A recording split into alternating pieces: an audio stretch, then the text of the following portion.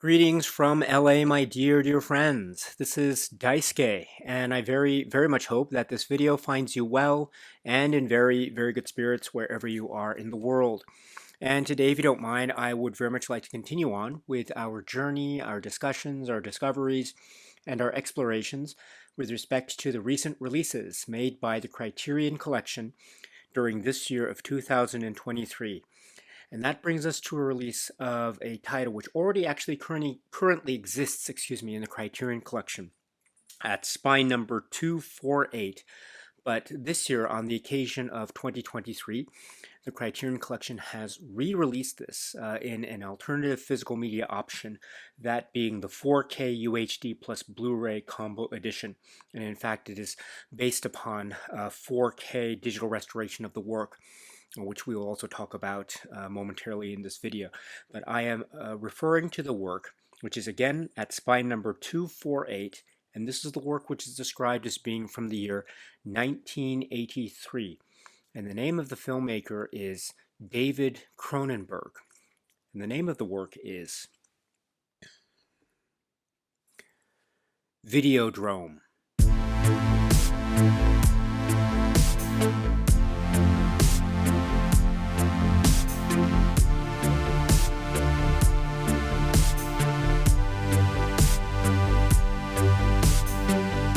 The work, Videodrome, is described as being from the year 1983, and it is from the filmmaker artist extraordinaire David Cronenberg. And it stars, among others, in its wonderful cast, people like James Woods and Deborah Harry and others. This is a film which is one of my favorite works from one of my favorite filmmakers. Very provocative, very shocking, and filled with a lot of complexities and ambiguities, and is, I think, given to so much richness of interpretation across the board. And this is a very complex film. That is Videodrome. I've actually, on this YouTube channel, I've had the great pleasure of being able to speak about this film, Videodrome, with some degree of specificity in terms of the plot or my take on aspects of this work and thematic concerns, etc. So if it's okay with you, I would like to direct your attention to those other videos that I've done talking about the plot and story structure of Videodrome. And I will provide links to those separate videos on my YouTube channel here. I'll provide links to those videos. So if you are interested in a discussion of Videodrome, please feel free to check out those separate videos that I've done. I think I've tried to arrange it so that there's a very general non-spoiler discussion, and then also a spoiler detailed discussion. So again, for the benefit of those who have not yet seen the film, I have provided a non-spoiler discussion separately. And then for those who have seen the film, I have provided a more spoiler detailed discussion. So that discussion is found elsewhere on my YouTube channel. So please, if you're interested, please, I very respectfully direct your attention to those videos in case you're interested. But for now, let us now move forward with other discussions and other points to comment upon with regard to this release, this physical media release made by the Criterion Collection this year, that being the 4K UHD plus Blu-ray combo edition of this remarkable, shocking, and provocative work of art. That is Videodrome. This work, Videodrome, is something that has been released a number of times in a number of formats, and indeed from a number of labels, not just the Criterion Collection, but in fact it's been released by other labels. For example, quite notably, it's been released by Arrow Films, and in fact I have the most recent Arrow Films limited edition 4K release from this from the UK, and I'd like to speak a little bit about this Arrow release, also in the context of this Criterion release. But the Criterion release, is a 2-disc affair, meaning it has the 4K disc and then it has the Blu-ray disc in this stacked plastic case format. And I'll talk a little bit more about the wonderful art design, which is in keeping with what we've seen in previous releases from the Criterion Collection. Let me just make a point right now that this has also been released in the Criterion Collection a number of times before on a DVD set, and then later in a Blu-ray set, and then now in the 4K UHD plus Blu-ray format. So, but for now, what I wanted to do is I wanted to read from the booklet, the robust staple booklet, on page 34 thereof, in fact, because it states about the master, and I quote, "Videodrome is presented in its original aspect ratio of 1.85 to 1. Undertaken by Arrow Films at Silver Salt Restoration in London, and approved by director David Cronenberg, this master was created from the 35mm original camera negative, which was scanned in 4K resolution at Company 3 in Burbank, California.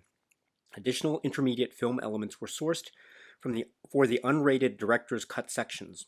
The original monaural soundtrack was remastered from the 35mm magnetic tracks." So this is for the Criterion release. We have what is referred to as the unrated version. And as we can gather from this description, it is based upon a restoration which was spearheaded, undertaken by Arrow Films. And so, reference to Arrow Films, I should point out that Arrow also, several months back, released their version of the 4K. This is the 4K Ultra HD Blu-ray limited edition content. So this is the purporting to be the limited edition version of their Arrow release. And based upon my eyes and ears, the 4K UHD experience that is found on the 4K disc of the Criterion release is, to my eyes and ears, the same as that which is the 4K UHD experience of watching this through the Arrow release. And the Arrow release, as part of this box set from Arrow, has the 4K disc here. At least this is the version that I have. So it's the 4K UHD disc here for Videodrome. Arrow incidentally has as an option the US, what's known as the US theatrical cut, or the director's cut, as they say, whereas this Criterion release has what they refer to as the unrated version only. But for purposes of the presentation, my eyes and ears tell me is that it's the same presentation materials upon which these two separate releases are based. So this 4K restoration undertaken by Arrow, and according to the materials here, approved by David Cronenberg. So I have seen Videodrome more times than I can keep count. Ever since I was a kid, I saw it on VHS tape, and it was a very wonderful VHS tape viewing experience. And of course, later in the years, as more formats became available for this release or this film, DVD I mentioned, the Criterion release DVD I mentioned, and the Criterion Blu-ray as well. I just watched it more and more and more, and I've seen it so many times, I've lost count. Incidentally, I should point out that the earlier Blu-ray release from Criterion, which is described as being from 2010, so that's over 10 years ago now, it does state that this is, the Blu-ray release was purported to be based on let's see, this is the high definition digital transfer, and at that time it was described as being a transfer supervised by cinematographer Mark Irwin and approved by director David Cronenberg. So we have the version or the transfer as it looked on the earlier Blu-ray release from Criterion versus how it looks now with this new 4K restoration, which is the 4K restoration is described as being approved by director David Cronenberg. So, but I don't see any mention of Mark Irwin here in terms of the description here in the master for the Criterion materials. So I'm not sure about that detail, but I just note that that thing that I observed. But in any event, this is my way to suggest that there is actually a difference. There is quite a noticeable difference in terms of how this film looks, say, with the earlier Blu-ray from over 10 years ago from Criterion versus how it looks now with the new 4K release or the 4K transfer. And what I can say is I think the 4K transfer, I think it's a very fine transfer. It's a very fine endeavor. And I think the colors really pop out quite strikingly.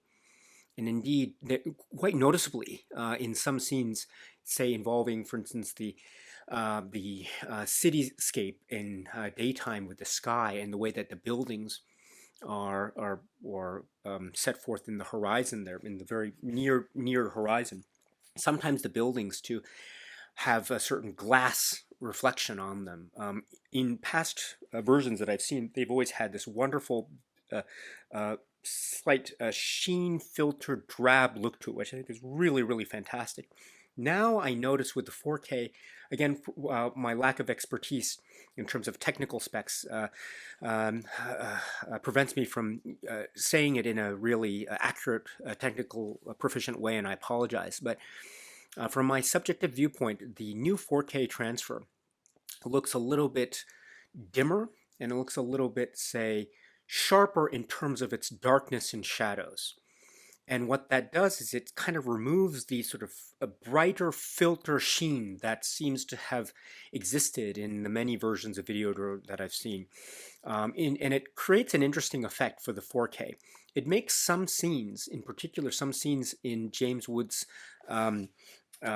say apartment, Max Wren's apartment, it makes some of those scenes look much darker than how I'm used to seeing those same scenes in, say, the earlier Blu-ray from the high def transfer from over 10 years ago, for instance. So in the earlier Blu-ray, I can see more details made out in those. For instance, there's a shot early on in the room where Nikki's character, I'm sorry, Deborah Harry's character, Nikki, is looking through a box of tapes. And in earlier versions, you could see actually the tapes that she's looking through in the box, whereas now in the 4K release, it's kind of darker now, so it's a little bit harder to make out what it is she's looking through. It's a box of tapes, you can tell, but you can't really make out the details because it's a bit darker. It's enveloped more in shadow than I'm used to. Another case in point, there's a scene involving James Woods sitting in his room, and it's very dark, and in the back you can see, up to now I've always seen what is on the shelf. There's a little player, there's some things around the player, there's things on the shelf itself. Whereas now with the 4K, that same scene, I'm looking in the background and it looks quite dark. I see James Woods' face and it's pronounced quite well, and it's in dark and there's a TV, but in the back with the shelf, when I saw it before, I could make out some of the details, whereas now with the 4K, it's a little bit harder to make out. And what that does also is it makes to the 4K, say, a deepening of the darkness of the image. What it seems to do also, it makes certain colors even more pronounced. So for instance, some of the blues, the color blues as they appear in, say, buildings, as sunlight is reflected off of the mirror surfaces, they make them appear quite blue sometimes. Not always, but sometimes. Another case in point, red. There's a scene involving red, or a lot of scenes involving red, the color red, and characters wearing, for instance, a red dress. And the red dress looks quite prominent because of, again, the darkened hues, I suppose, of the surroundings, or at least the palette in terms of how it affects my eye, so, or the perception. So, and some of the night shots too, involving cars driving down streets, etc. It's not like it's totally it's something that I can't see entirely. I mean, I can still make it out, but it just does appear to be somewhat darker or dimmer. Now, I do note that, as I said, this new 4K transfer, I wanted to say too, the 4K transfer is, again, that's how I feel. It seems to be the same. So when I watch the film on the 4K HD release from Arrow, it's the same when I'm watching it in the 4K disc for Criterion. However, I should point out that the Blu-ray that's in this 4K UHD plus Blu-ray combo, the Blu-ray seems to be corresponding to the older Criterion Blu-ray from 2010, so which is right here. So there is a marked difference, in my view, between the earlier 2010 Blu-ray and now the 2023 release from Criterion, which also corresponds to the separate but still great Arrow. I mean, what is still great, please pardon me for my rudeness, they're both great, and Arrow is a fantastic company. So the Blu-ray experience for the Blu-ray disc of this seems to be corresponding to the earlier Blu-ray from Criterion, the high def transfer, whereas the 4K disc is corresponding to the new 4K transfer, again undertaken by Arrow Films, which is also what you'll get in Arrow's release, which is really great, by the way. But that is my roundabout way of saying which one is quote-unquote better for me. It's a tough call. I think I still side with the way the film looked on the Blu-ray. And I like it. I suppose if one thing can be said, in the 4K transfer's favor, which I could definitely say is definitely without a doubt it's something to ponder in a positive light, which is the dimness of or the more pronounced nature of the shadowed aspect of the frame will make some of the effects shots, the special effects shots, even more quote-unquote photorealistic. In other words, there are some photo effects shots that are used, practical effects, special effects. I mean, this is a very special effects heavy film, but it's not relying on computer graphics, but rather it's relying on set, in-camera, actual prosthetic effects. Now, sometimes those effects might look very unreal. They might look fake. They might look artificial. Now, that's okay. I think it doesn't harm the aesthetic and approach of Videodrome at all. I think, in fact, on the contrary, it really enhances the overall viewing experience. But they do appear artificial when they occur on screen. And so that's definitely true for me every time I watch the film. Now, that being said, it can be said that the 4K viewing experience does diminish the artificial fakeness of it. In other words, it does make those those practical effects a little bit more photorealistic, probably to the eye. But again, I think that's something in the 4K's favor. But at the end of the day, again, I think the 4K restoration looks great, and I think it's a wonderful way to watch the film. But if I had to choose my default way of watching the film going forward, I'm still going to go with, I think, the Blu-ray. Because of the reasons why I cited, I think there's a way in which the Blu-ray has the sheen, which makes things a little bit more visible, and it opens up the universe in a manner of speaking, and it actually adds a sense of a drabness to it. I don't know if that makes any sense. The colors are not as pronounced as in the 4K, but I think it works. The less pronounced the colors are, I think, at the end of the day, for me personally, the stronger the film works, because it's meant to be a type of drab environment. It's meant to look like there is almost a video static quality that is overlaid on the screen, which is, I think, apropos to the very concept of Videodrome itself in terms of the video image. And so there's something about that makes it more of a quote-unquote VHS quality, which I think is very, very exciting, and as I say, very apropos in terms of how I subjectively view and experience and enjoy the work that is Videodrome. So in that very roundabout way, that's my way of saying I think the 4K is quite good indeed, and it's very respectable. But and it is said to be approved by David Cronenberg. So I can't argue with that point at all, and I don't mean to. But again, just my own personal preference. If I had to choose, I would still go with the Blu-ray at the end of the day for me, which is, according to the older Criterion materials, that had been also with the involvement of credited to Mark Irwin and David Cronenberg. So that's sort of my 2 cents of that. So in that way, and I'll talk to you about the Arrow release and the Criterion release in terms of supplements. And I think for maybe some people, the Arrow release might be, quote unquote, the better release, end quote, because of other options that it has that the Criterion release doesn't.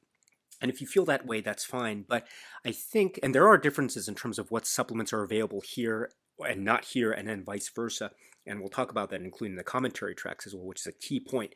But I think, as great as this Arrow release is, and it is fantastic, it's really fantastic. I own it, and I had to get it. And it's great because it has some things that aren't available here, or it shows things in a different way that aren't available with the Criterion release. But and I don't like to say which is better or which has a higher score or anything like that. But if I had to say a really, really strong point about the Criterion release, it would be that it has the Blu-ray available.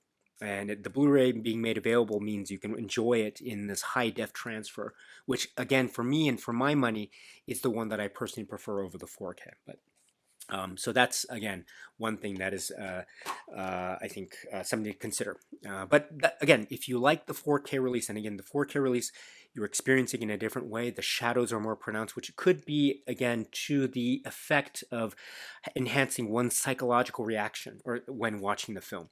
And that's certainly a very positive aspect to consider indeed. So at the end of the day, you will still be able to get it in the 4K release, but also in the Blu-ray, should you choose to get the Criterion release. And so what let me let you know now that I have the 4K UHD disc, the Criterion releases disc, the 4K disc in the player now, but the menu relies on actual moving image clips from the film, and it's a great montage in a loop. But again, just for purposes of say taking into consideration possible YouTube copyright related issues, what I've done for now is I've just blocked off the Blu-ray or the 4K UHD menu, so just to make it non-visible for purposes of this video. I apologize if it offends the eye, especially my very poor editing skills. I hope you can understand, but it's a really great not little, it's really great, large in fact, montage, and it's very provocative in this video VHS or beta perhaps type of way, which I think is very cool. But the reason why I put in, or one of the reasons why I put in the 4K disc, is because I wanted to indicate that the film is available on the 4K disc, not the supplements. The supplements we found on the Blu-ray, which we'll talk about momentarily. But for the 4K, or for the Criterion release, when you watch it on the 4K or on the Blu-ray, you also have the option of watching it with one of two possible commentary tracks. So the first possible commentary track is with David Cronenberg and Mark Irwin, and it's described as: this commentary features director David Cronenberg and director of photography Mark Irwin, and was recorded for the Criterion Collection in Toronto and Los Angeles in 2004. And so this is a classic commentary track. I think one of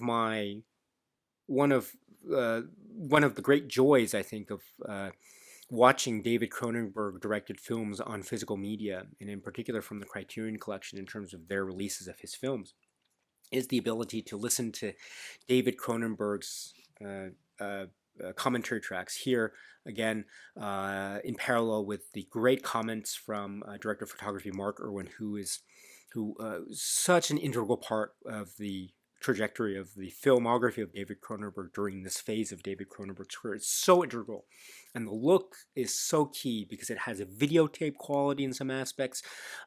There needs to be this idea of quote-unquote photorealism or lack thereof, which is also very key to the aesthetic of Videodrome, as well as the plot of Videodrome, if you know, in terms of quote-unquote reality and illusion, and how it's expressed in the editing of the work.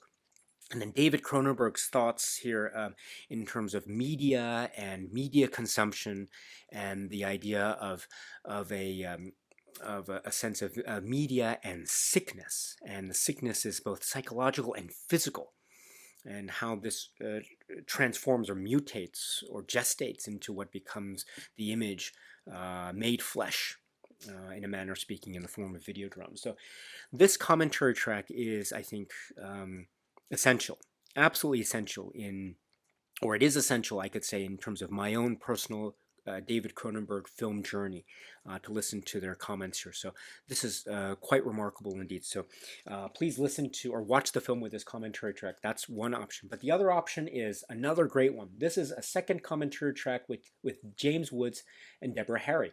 This commentary features actors James Woods and Deborah Harry, and was recorded for the Criterion Collection in Los Angeles in 2004. This is another great one.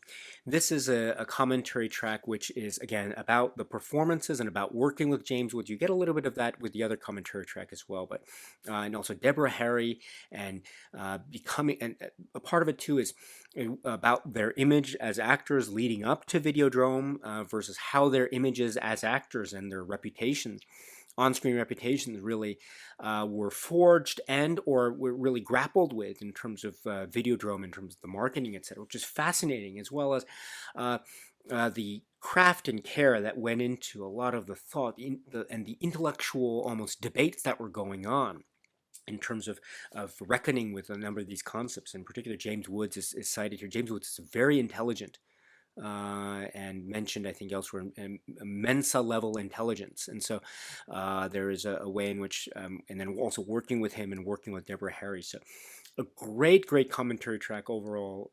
These two commentary tracks, both with James Woods and Deborah Harry on the one hand, and also Mark Irwin and David Cronenberg on the other. These are the two commentary tracks made available in this Criterion Collection release, which again are two more reasons to consider this Criterion release.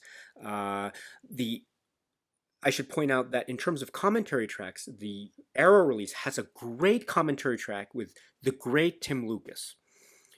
Now, that's another thing too, is this Arrow release has the Tim Lucas commentary track, but the Criterion release, it doesn't have the Tim Lucas commentary track. It does have some other Tim Lucas related materials, but it doesn't have the Tim Lucas commentary track.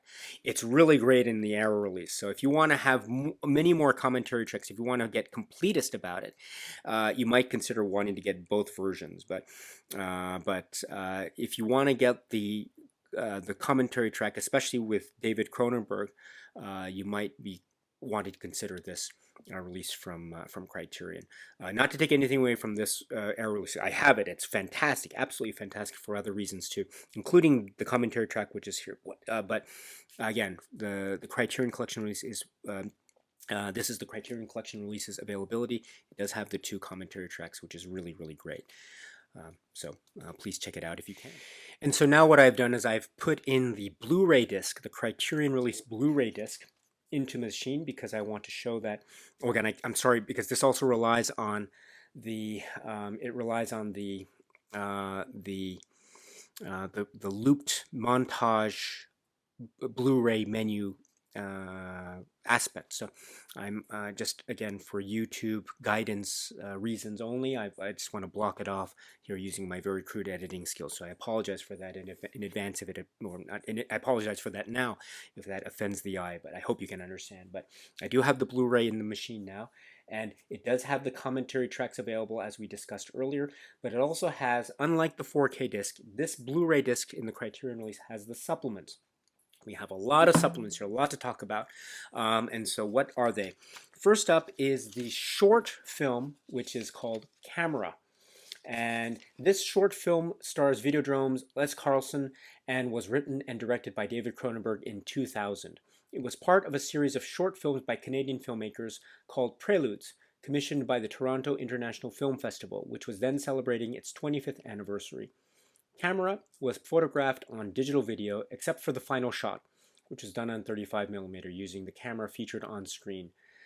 Many of Cronenberg's regular collaborators, including composer Howard Shore, production designer Carol Spear, and editor Ronald Sanders, worked on the film.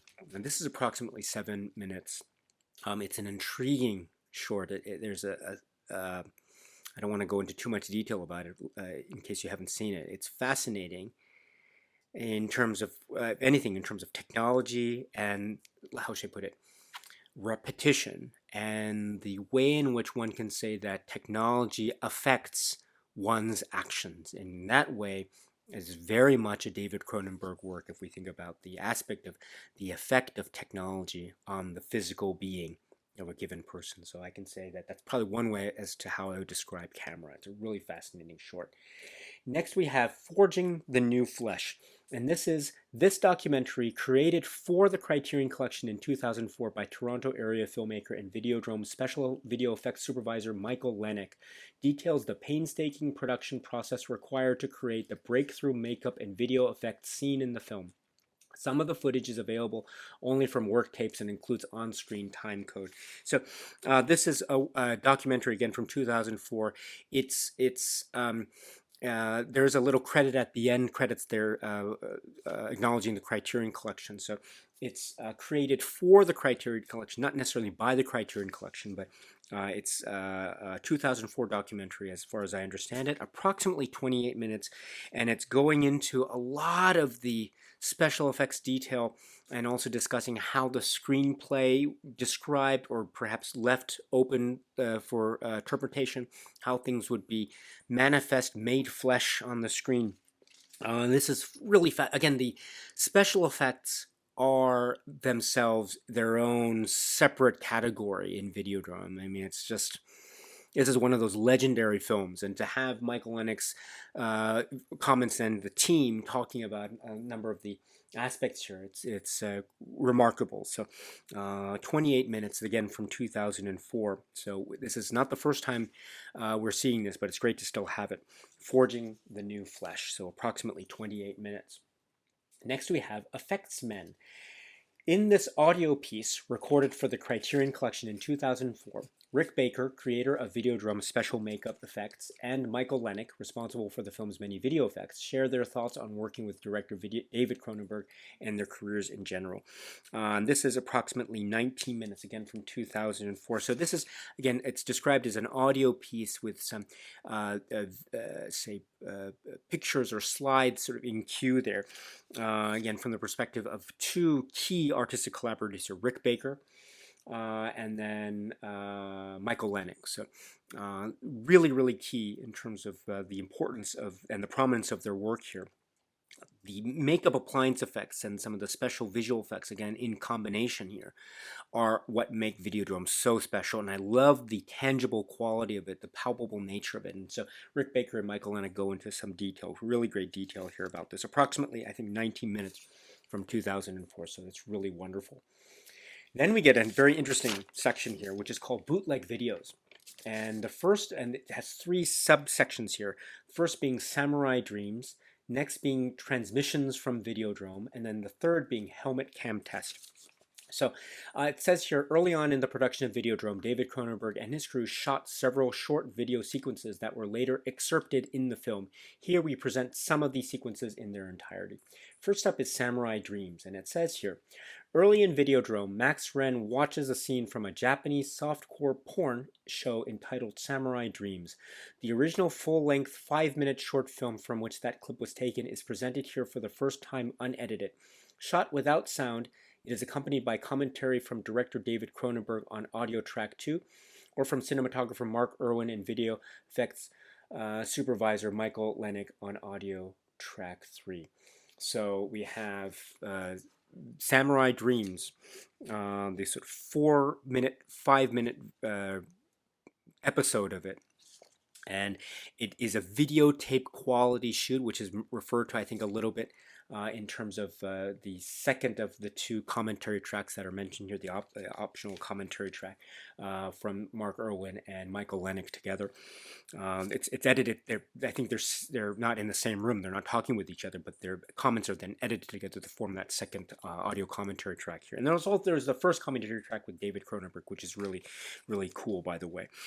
So he talks here about David Cronenberg here does, for instance, in the commentary track mentions censorship, the concept of censorship, how this isn't necessarily quote unquote actual censorship, but it is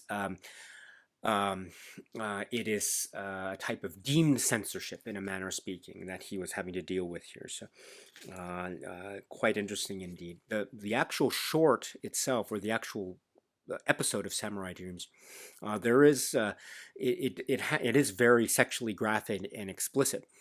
You get clips of it in the actual film itself, so but you get the full version here. So it's quite graphic indeed, but again, very fascinating in terms of concepts of handling aspects of sexuality on screen, as well as the videotaped image, etc. So that's the first of these bootleg video things. Next up is Transmissions from Videodrome. Okay, this is really cool. This clip, what it says here by Criterion is really cool, and I'll tell you why here.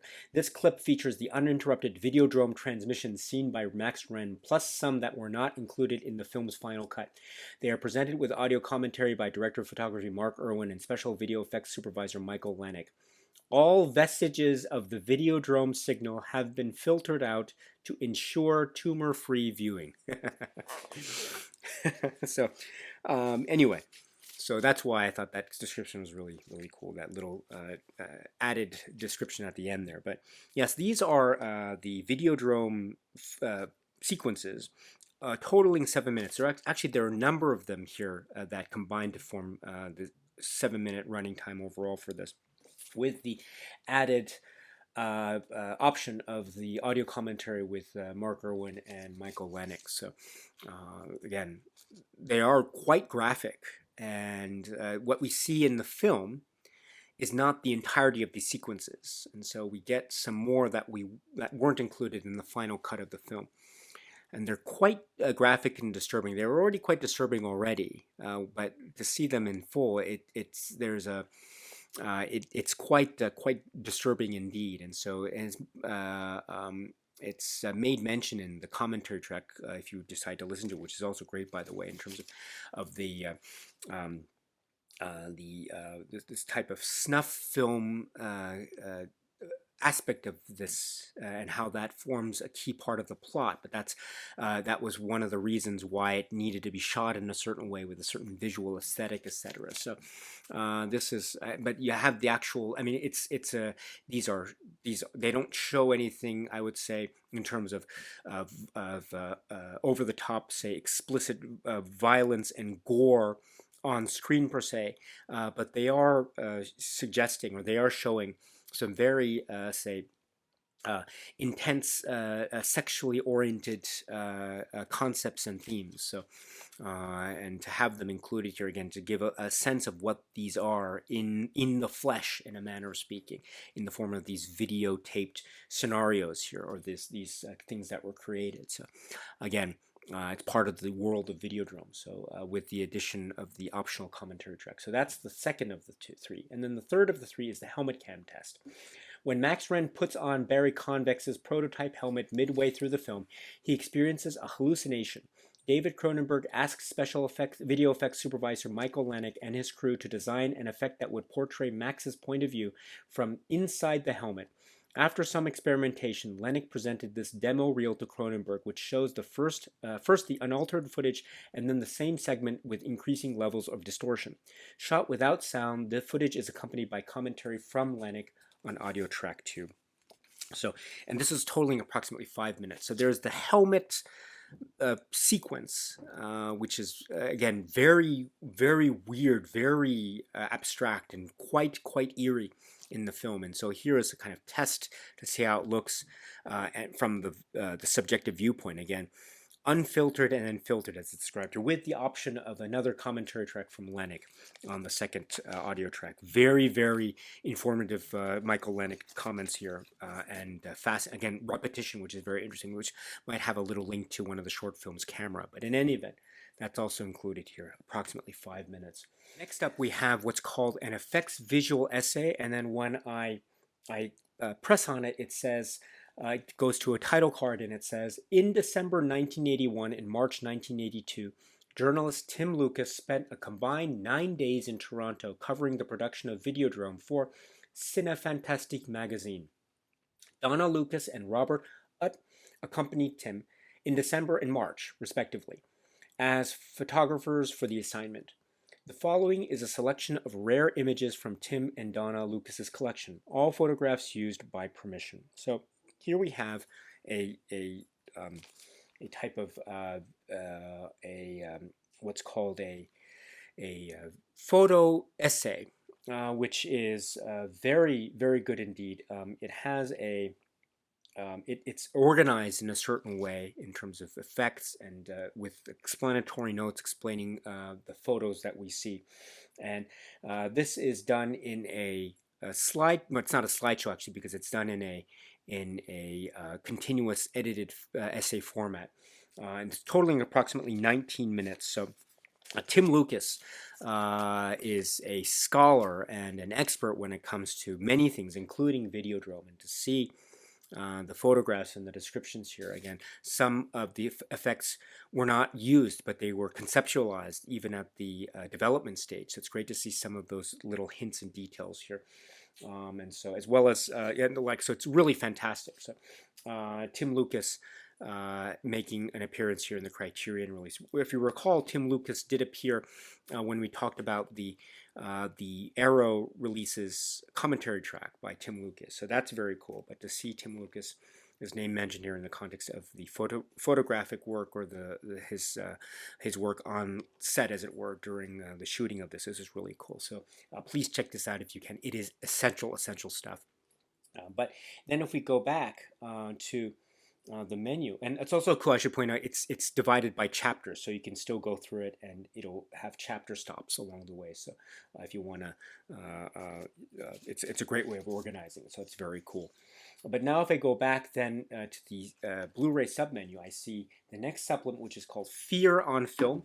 And in 1982, while working at Universal Studios as a publicity and marketing specialist for horror and science fiction films, Mick Garris produced and hosted this 26-minute roundtable discussion with directors David Cronenberg, John Landis, and John Carpenter. All three were working on projects at Universal at the time, and the piece was created for studio promotional purposes. Garris has since gone on to direct films himself, including the television miniseries of Stephen King's The Stand and The Shining, and the feature film Riding the Bullet.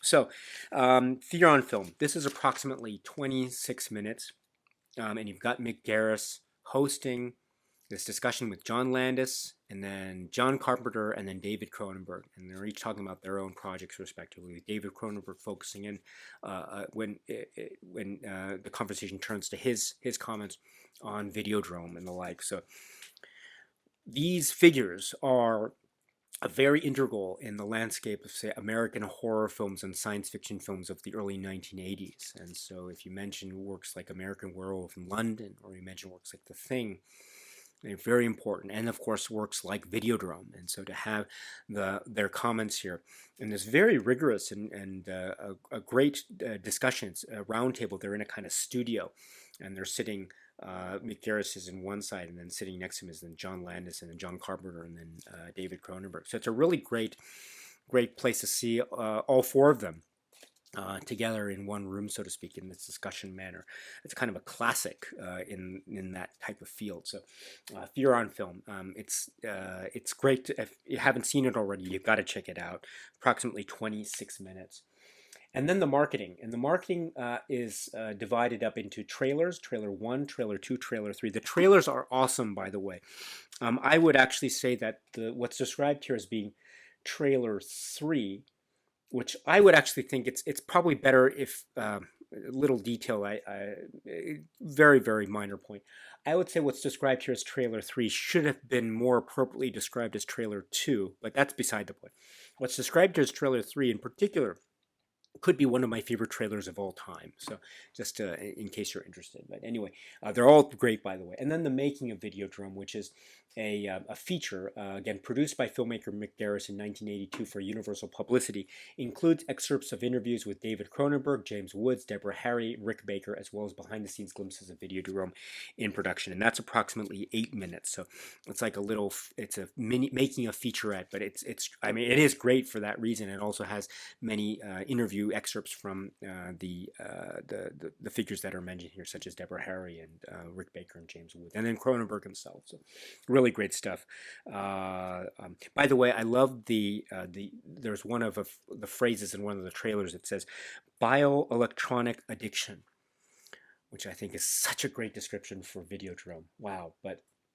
And then the gallery, and then we go back to the supplements, and we get to a gallery, and this gallery is a type of slideshow presentation. So you have to press the forward button to move forward one slide, and it looks like there are a total of 64, including some explanatory notes. So you've got a lot of promotional materials, a lot of posters, and in various languages to reflect different markets around the world and the like. So it's a very good gallery, very, very good gallery indeed. So please check it out if you can. And so that, my friends, rounds out what can be said to be the very, very robust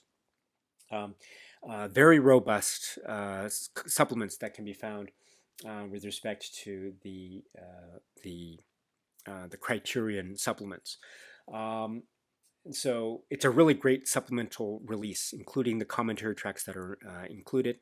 I note that I don't think there's anything new on the occasion of 2023, but that's okay for my money because it's a great, great release. It always has been a great release from Criterion since the early 2000s, and then continuing on into the 2010 with the Blu-ray, and now with this release with the Blu-ray option made available with the supplements there. So this is what I think we saw in the earlier Blu-ray release from Criterion, by the way, and also some of them were carried over from the earlier DVD as well from the early 2000s. So, but it's great to have this continuity there. So that's what we get on the Blu-ray disc, which is what we got before from Criterion, but you still get it now. And what we had then was great, and what we get now from Criterion is equally great. Now, before I move on, let me just, again, if you're interested, just let you know what can be found in terms of the commentary and also the supplements for the Arrow release. Now, as I mentioned, Arrow also, I mean, they undertook the 4K restoration, so good for Arrow for that endeavor.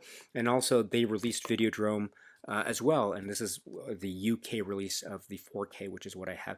And so I've put the Arrow disc into the player. And once again, I apologize for, again, blocking out the images because the Arrow discs Blu-ray or 4K menu has this looped effect.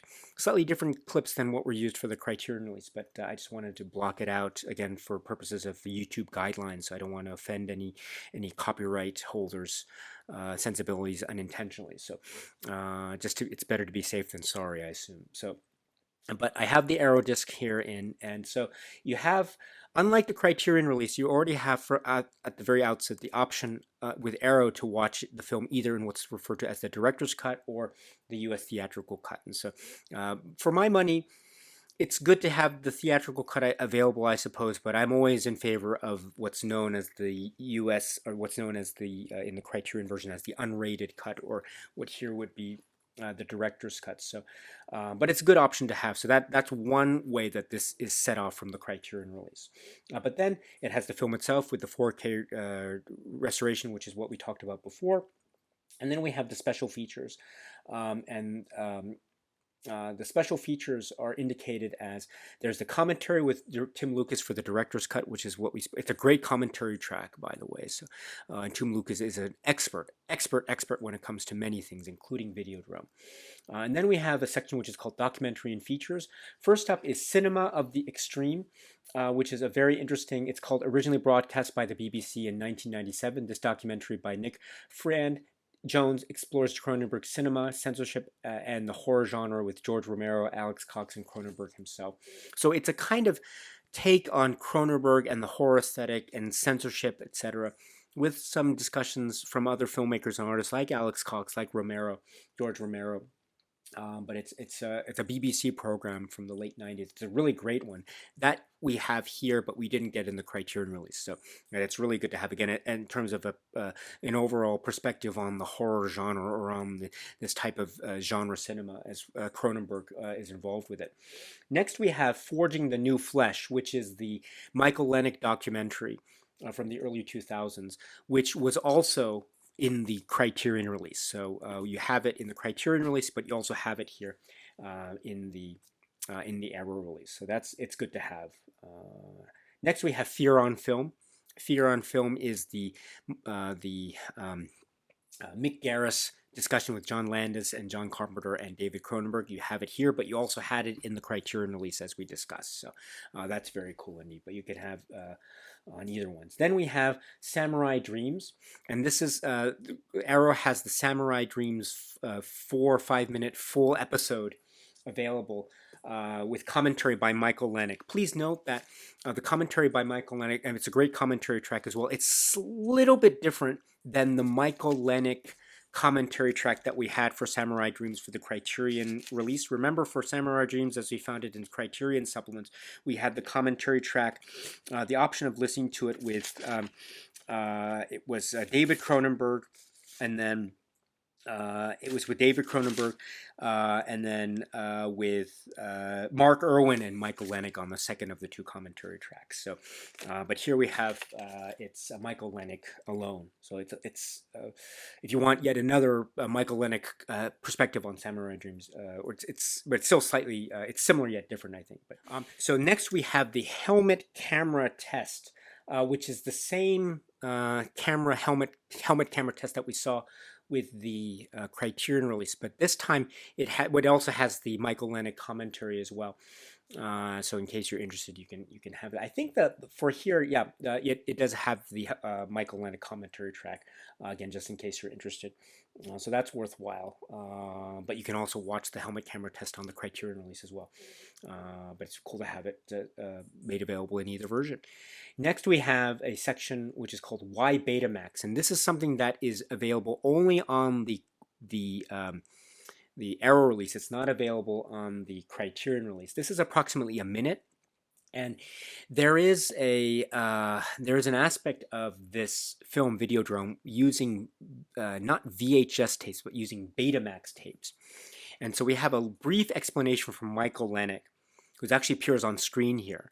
And he explains why the Betamax tape, what the Betamax is and why it was used for Videodrome. So it's a very interesting detail in terms of physical media history and how Videodrome incorporates Betamax into that history. So that's another thing that makes this error release stand out from the Criterion release, because the Criterion release didn't have that. So, but then we have what's called a promotional featurette.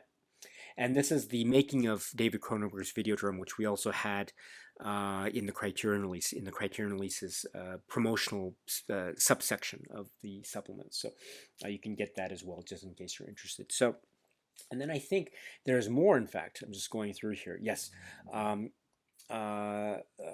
Let's see, there is more stuff. If we go back, there's interviews. So there are interviews here with Mark Irwin, Pierre David, and Dennis Etchison. And these three interviews are I understand, Arrow exclusives. The Mark Irwin interview is Arrow exclusive, and you don't get that with the Criterion release. So that's a really great interview. Same true with Pierre David, who's a very integral part of Cronenberg's filmography, especially in the early phases of his career. So very good interview here. We don't get that with the Criterion release. Also, there's the Dennis Etchison interview, which is the talking about the novelization work for Videodrome. So novelization is it's an art form in and of itself. So really fascinating discussion from Dennis Etchison. Again, that's something that we get for the Arrow release, not for the Criterion release. So all three of these interviews are really well done. Then we get Pirated Signals, the Lost Broadcast. And this is deleted scenes were found only in the TV broadcasts of Videodrome and having been digitized for the best available copy. So sometimes the Videodrome was broadcast on TV, on US TV, for instance.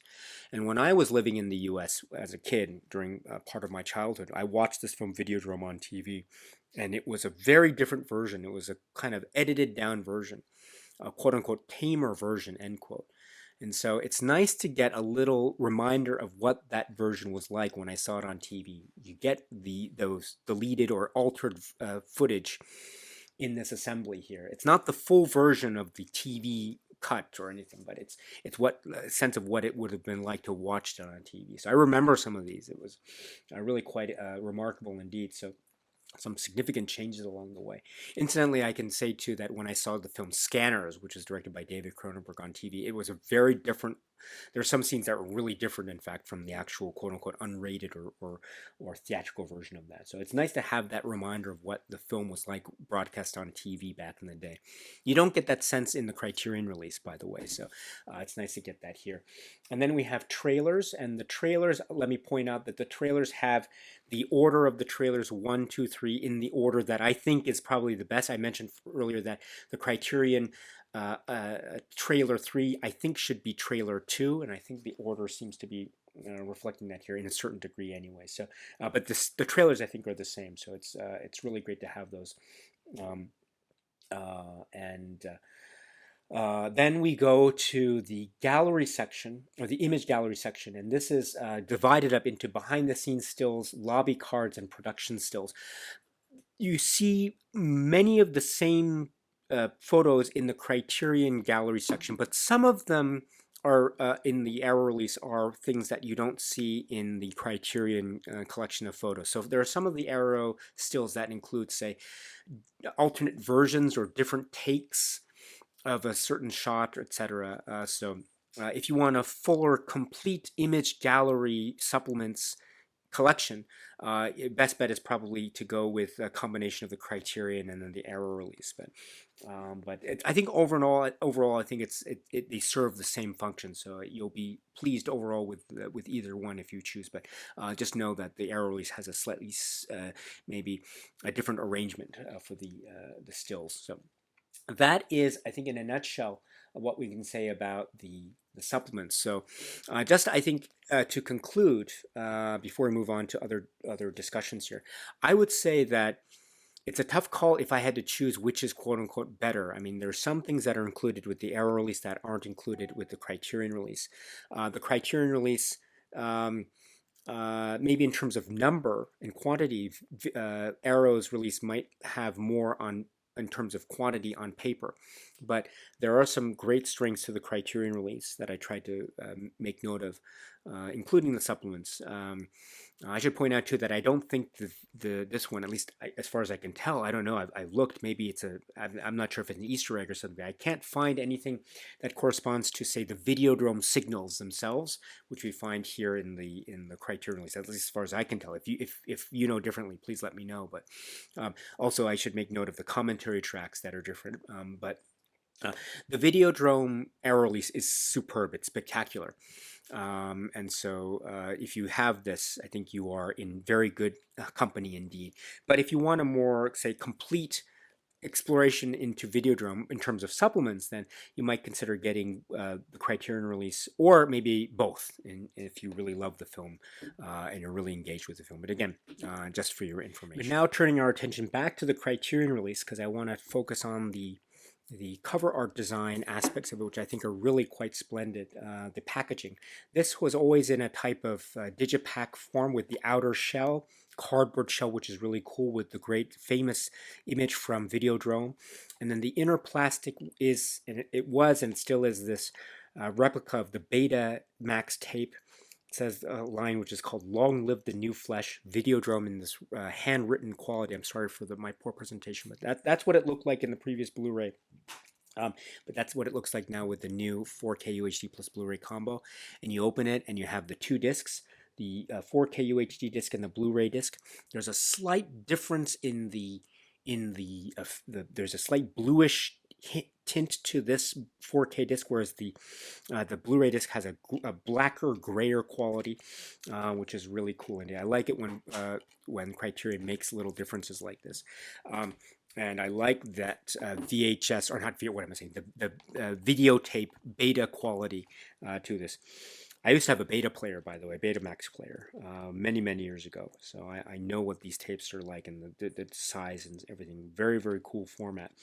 But let me just point out that this is what it looked like in previous Blu-ray. This is the previous Blu-ray. And I should point out, too, that there's a slight difference. It's more or less the same.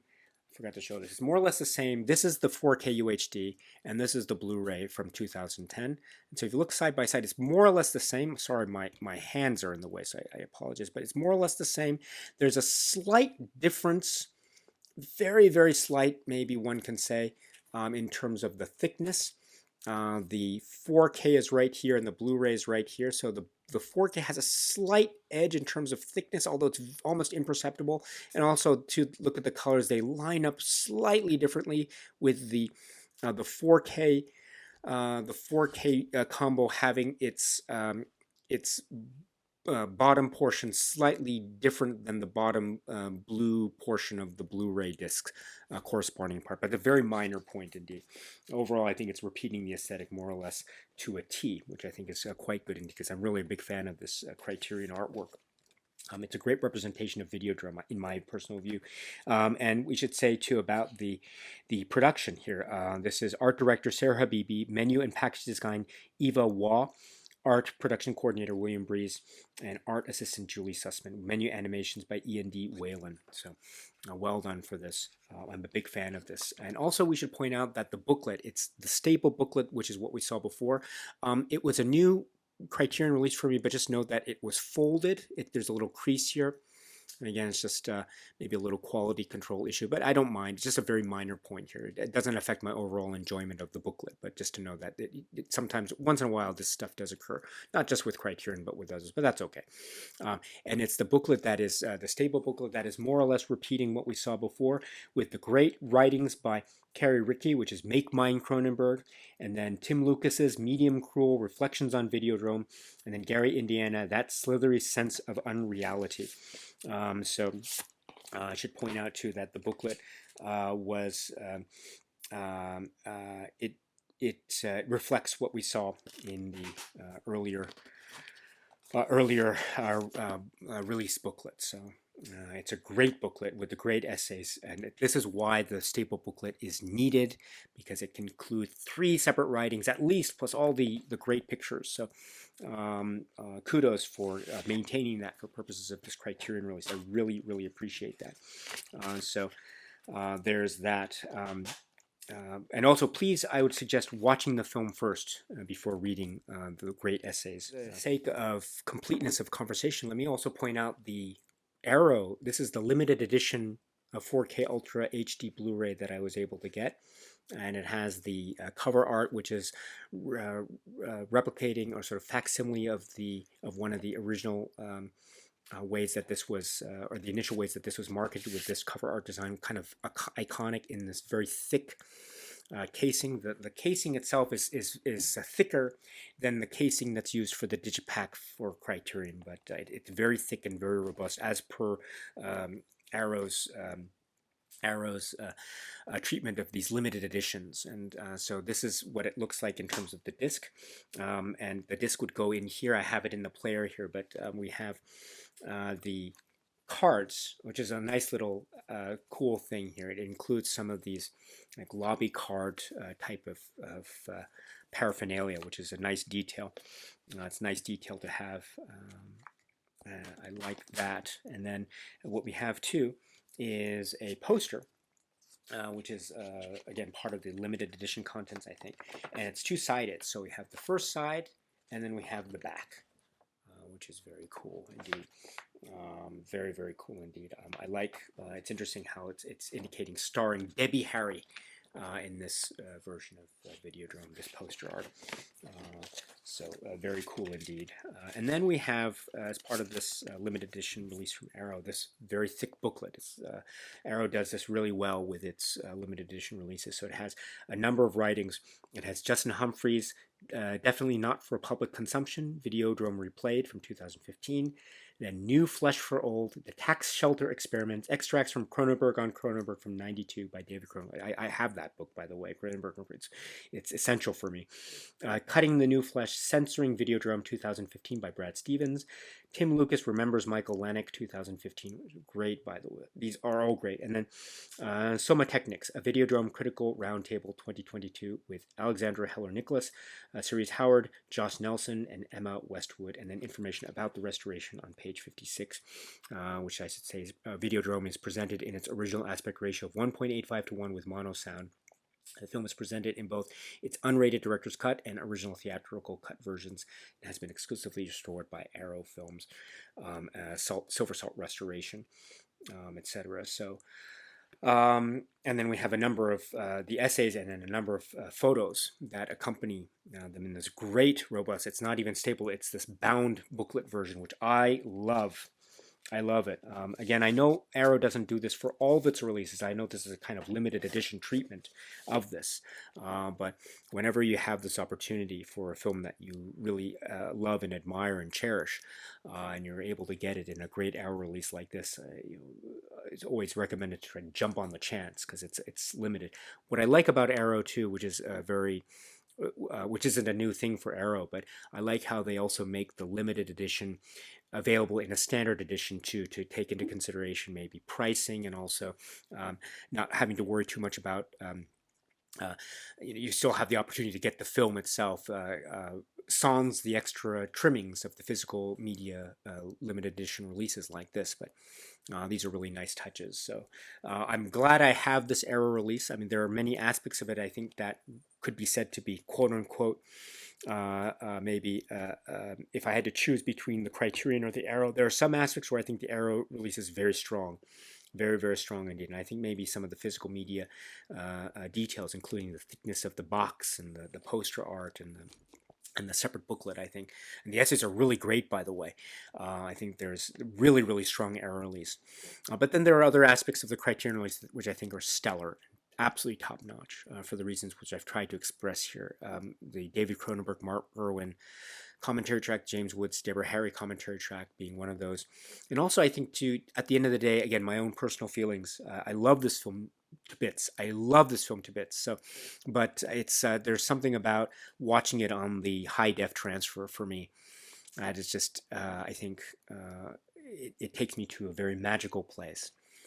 So I'm glad it's still made available as well as the 4K transfer being made available. So it has that type of ability for people to make their own decision as to what they prefer, which I think at the end of the day is what it's all about. So it's not to say that I think one should be made exclusively available versus another, and that's not my point. My point is I think it's great that the Criterion Collection always has both versions available, just to give people the option to know which one they want to watch. Going forward. Again, I think the 4K restoration is very splendid indeed, but I think my default go-to will be and will continue to be, I think, the earlier high def Blu-ray, which I think is still stellar and magical indeed. And at the end of the day, we're all in good company because we are still enveloped and enjoying and being shocked by and marveling at and just totally in awe and just awestruck and being horrified and terrified by this one-of-a-kind masterwork from the great artist David Cronenberg, which is Videodrome. So, my dear friends, that's it for now. I'm so sorry for my rambling all over the place comments on this. I hope you can forgive me and my poor editing skills. I'm so embarrassed by this, but again, maybe I hope that my appreciation, my feelings of appreciation for this film, as well as the releases that have been made by many a great label, I hope they have come through in the video. If not, that's my own failing, and I should try to improve my communication skills. But the point is, I really, really love this film, and I love what many labels have done, including the Criterion, including Arrow, including Criterion. So, it's great to be able to have one or the other, or both, as the case may be for some, including myself. So, but that's to say, too, what a great film this is, Videodrome. And so thank you so much for sticking around and watching this video. And until the next one, my dear friends, please continue to be happy and healthy and well. And please keep on watching a lot of great movies like Videodrome, like the works of David Cronenberg, and beyond. So until the next one, my dear friends, stay strong, stay safe, and see you in Pittsburgh.